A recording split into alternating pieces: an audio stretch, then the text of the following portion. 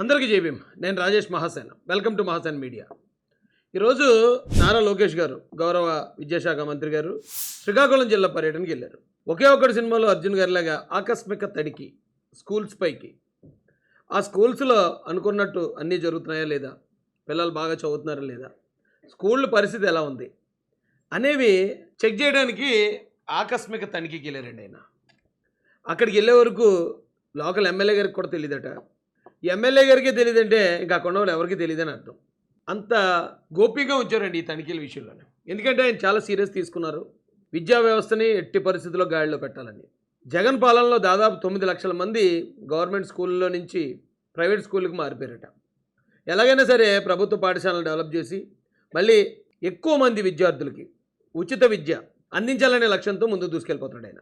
అయితే మరి ఇప్పుడు ఎందుకు పెట్టాను ఈ వీడియో అంటే, లోకేష్ గారు వచ్చారు అనగానే ఆటోమేటిక్గా మీడియా పరిగెట్టుకు వస్తుంది కదా, అలాగే వచ్చింది. వచ్చి లోకేష్ గారిని ఎలాగైనా ఇరుకుని పెట్టాలి, ఇబ్బంది పెట్టాలని కొంతమంది జర్నలిస్టులు ట్రై చేస్తారు కదా. ఆ ప్రయత్నానికి లోకేష్ గారు ఎలా చెక్ పెట్టారు, ఎంత స్పాంటేనిటీతో ఆయన ఇచ్చిన సమాధానాలు ఉన్నాయనేది ఈరోజు మీకు కూడా తెలియజేయాలనుకుంటున్నాను. అక్కడ ఒక జర్నలిస్ట్ అడిగాడు, ఏమంటే రేపు జగన్మోహన్ రెడ్డి 28వ తారీఖున తిరుపతి దేవస్థానానికి వెళ్తున్నాడట. మరి అతను దేవస్థానానికి వెళ్ళేటప్పుడు వెంకటేశ్వర స్వామి మీద నమ్మకం ఉందని అతను డిక్లరేషన్ ఇస్తాడా ఇవ్వడా, డిక్లరేషన్ ఇవ్వకపోతే ప్రభుత్వం తరపున మీరు పర్మిషన్ ఇస్తారా ఇవ్వరా అని అడిగాడు. ఆ ప్రశ్నకి ఏ సమాధానం చెప్పినా ప్రాబ్లమే అండి. ఎందుకంటే డిక్లరేషన్ ఇవ్వకపోయినా మేము అనుమతిస్తాము అంటే ప్రజలతో, అంటే హిందూ సోదరులతో ఇబ్బంది. ఆ డిక్లరేషన్ ఇవ్వకుండా ఎలాగ అనుమతిస్తారండి మీరు అని హిందువుల్లోంచి వ్యతిరేకత వస్తుంది. పోనీ డిక్లరేషన్ ఇస్తే తప్ప, అతను అన్ని మతస్థుడు కాబట్టి డిక్లరేషన్ ఇవ్వకుండా మేము లోపలికి ఎలో చేయము అన్నారనుకోండి, ఇతర మతాల వాళ్ళు అంటే అంత చిన్న చూపా అండి మీకు? క్రిస్టియన్ ముస్లిమ్స్ అంటే లోకేష్ గారికి ఇష్టం ఉండదా అని వైఎస్ఆర్సీపీఏ విపరీతంగా ప్రచారం చేస్తుంది. మరి ఈ పరిస్థితుల్లో దానికి ఎస్ అని చెప్పాలా, నో అని చెప్పాలా? కానీ లోకేష్ గారు చాలా గొప్పగా, చాలా ఉన్నతంగా చెప్పారండి దానికి. ఆయన ఏం చెప్పాడంటే, ఆయన రేపు దర్శనానికి వెళ్తున్నారు, డిక్లరేషన్తో వెళ్ళిస్తారా, మాజీ ముఖ్యమంత్రి హోదాలో ఆయనకి హానర్ ఇస్తారు?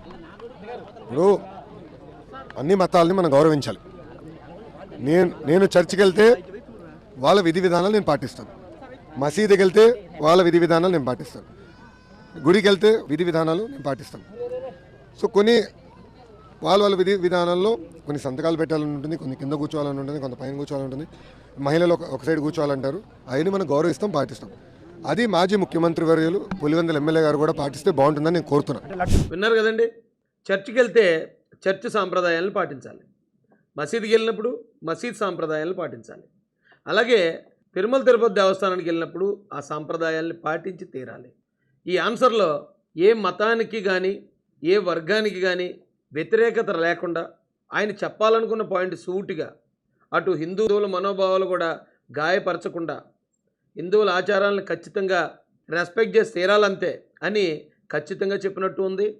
అట్ ద సేమ్ టైం ఇతర మతాల్ని ఏ విధంగానూ తగ్గించకుండా వాళ్ళకి ఇవ్వాల్సిన రెస్పెక్ట్ వాళ్ళకి ఇస్తూ ఆయన చెప్పిన సమాధానం అద్భుతంగా అనిపించిందండి నాకైతే.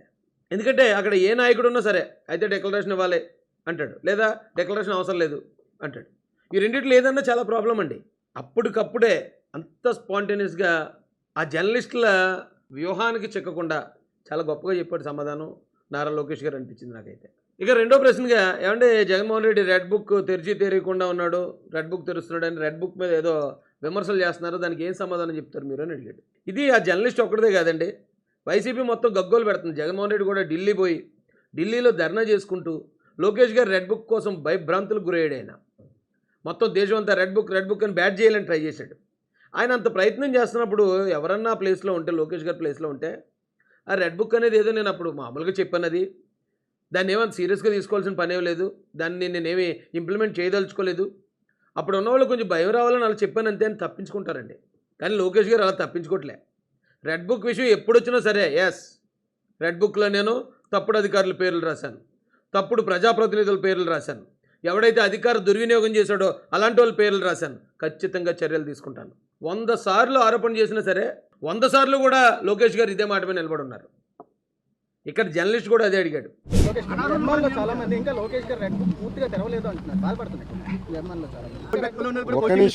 ఒక్క నిమిషం లేదు తప్పది. ఆయన ఏమన్నాడు, తెరిశాను పూర్తిగా తెరవలేదు అన్నాడు. ఆయన ఏమన్నాడు, తెరిశారు సార్ పూర్తిగా తెరవలేదు, అక్కడ ఒప్పుకున్నాడుగా తెరిశానని.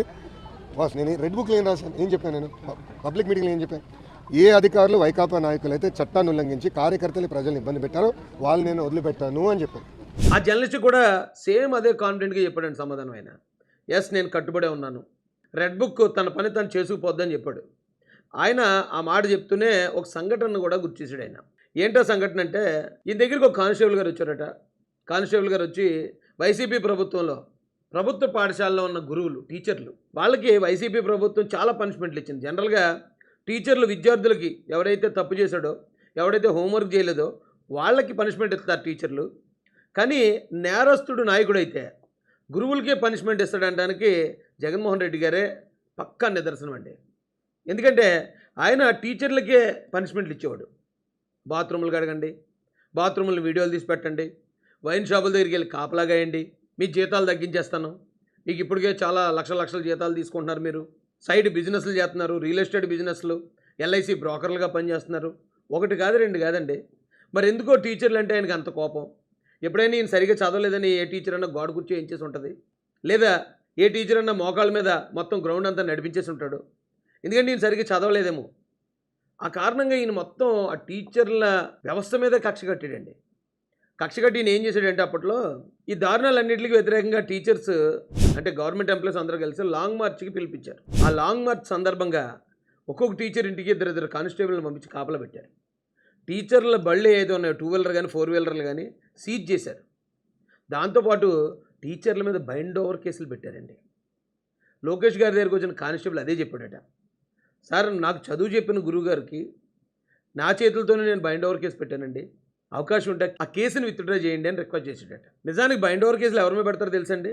రౌడీ షీటర్ల మీద పెడతారు, కేడీ షీటర్ల మీద పెడతారు, డెకాయిడ్ల మీద పెడతారు. ఎలక్షన్ దగ్గరకు వస్తున్నా, లేదా ఏదైనా పెద్ద నాయకులతో ఏదైనా మీటింగులు జరుగుతున్నా, పెద్ద సభలు జరుగుతున్నా అక్కడ ఉన్న రౌడీల్ని, కేడీల్ని, డెకాయిడ్ని అందరిని పిలిచి వాళ్ళ మీద బైండ్ ఓవర్ కేసులు పెడతారు.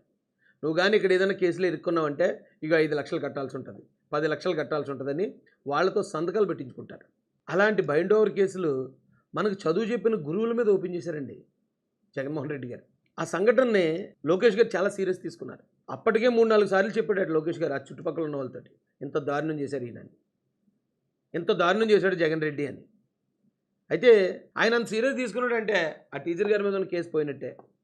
ఆ టీచర్ గారు ఒకరే కాదు, నాకు తెలిసి టీచర్స్ మీద ఎంతమంది మీద అయితే బైండ్ ఓవర్ కేసులు ఉన్నాయో అంతమంది మీద కూడా ఒకసారి పరిశీలించి వాటన్నిటినీ కూడా తొలగించగలిగిన సత్తా, తొలగించగలిగే మంచి మనసు నారా లోకేష్ గారికి ఉందండి.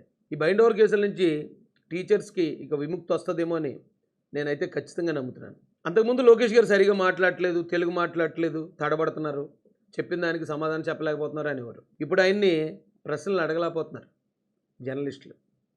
ఆ స్థాయికి వెళ్ళాడు ఆయన. జై భీమ్, జై భారత్, జై జై మహాసేన.